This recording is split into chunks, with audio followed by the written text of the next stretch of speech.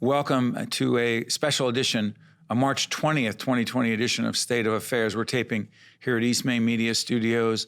This program will be seen after this taping, but the issues we're talking about are no less important. And we're now joined by our good friend and colleague, Patricia Teffenhart, Executive Director, New Jersey Coalition Against Sexual Violence. Patricia, I know you're home and safe as we do this program. Thank you for hiding all the schoolwork. It's the name of the game right now, right? Yeah, it sure is. We'll be talking about online education with some other educators at another point. Patricia, let me ask you this.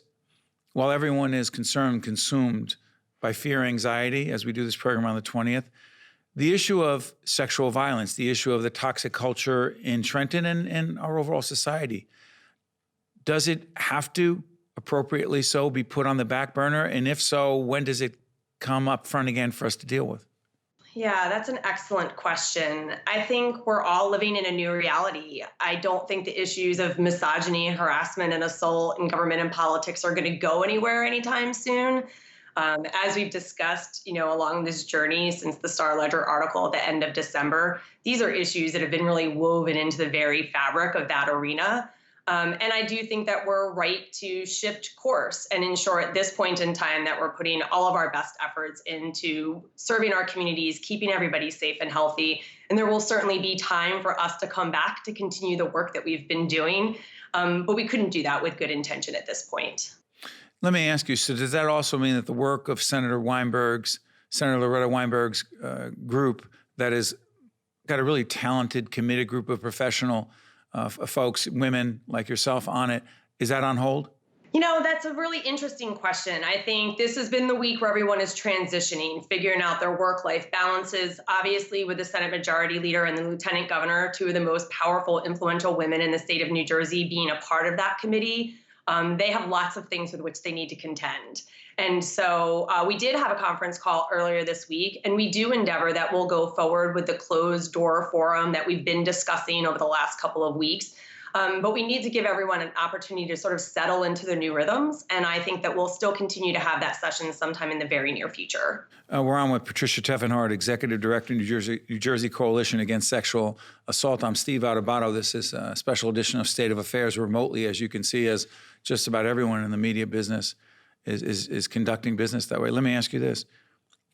For women who are victims of sexual violence, sexual assault, do you believe they experience this crisis, this health crisis, the coronavirus, any differently? And if so, how?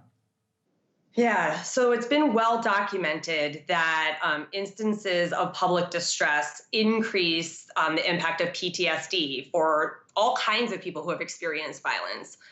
We know that will be the same for the survivors that are being served by our local county-based programs throughout the state. And so all of our hotlines are still functioning. Our staff is still available. Counseling sessions are still being held, albeit now remotely, to keep everyone safe. And so the service infrastructure is still very much intact and probably now more than ever incredibly important. We also know that times of public distress also increase the prevalence of incidences of violence. And that's where we saw it after Superstorm Sandy. The feds recognized that there was a huge influx of federal funds to support domestic and sexual violence programs after that point in time. And so we're paying close attention to how are we best serving new survivors during this point in time, particularly if we're all in social isolation and we're in close proximity to the people who are harming others. It makes it even more challenging to make sure that people get looped into services. And so we're in constant contact with our providers throughout the state. The state has also been in good contact with all of us. And we're all coming up with plans on the fly to make sure we can address this emerging need. So let's be clear. Domestic violence goes up in a time like this, a crisis like this during the coronavirus. These women and others around them in closer quarters than ever before, safe houses where you want to have people be safe, women be safe, there's social distancing. You can't do all this remotely, can you? Yeah, and we have great colleagues who work specifically on the domestic violence infrastructure in New Jersey. All of our safe houses are still operating. They are. They are. There's been no stop to that. No, not currently, but of course this is an ever-evolving We're taping topic, on March 20th. I'm sorry. Yep. Yeah. But I think what's really important for us to keep in mind is the things like counseling and hotline, those things can be done remotely, but we're also then needing to figure out how do we support survivors through accessing those services when perhaps their perpetrator is in the room right next door or has access to their computer monitors. There's lots of confidentiality provisions that we're, making preparations for at this point in time. Could we do this? And I'm putting you on the spot. We didn't plan this. Is there a number, a hotline, a place that a woman watching right now or a family member, someone who cares deeply about that woman, can call? Is there? Yeah, I actually think the best place to go is, and I don't want to speak for my colleagues in domestic violence, but I so greatly appreciate the platform that you have and the opportunity to share information.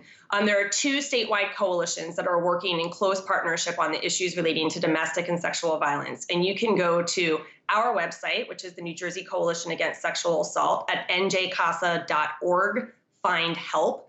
And on that page, you'll find both our statewide hotline, local county-based hotlines, as well as information about local service providers. And our colleagues on the domestic violence side, you can find them at the New Jersey Coalition to End Domestic Violence. And their website is www.njcedv.org. And you can find the same information there about their providers. People continue to be challenged in all kinds of ways outside of the coronavirus, but the coronavirus clearly makes some of those situations, exacerbates those situations. Patricia, most importantly, I know it sounds like a cliche, but at the State of Affairs family, we mean it very much. Stay safe with you and your family. We look forward to seeing you face to face, hopefully in the near future, so we can continue this incredibly important conversation about protecting women and others, primarily women, from a situation that they've never deserved, never asked for, and should be protected from. Thank you, Patricia.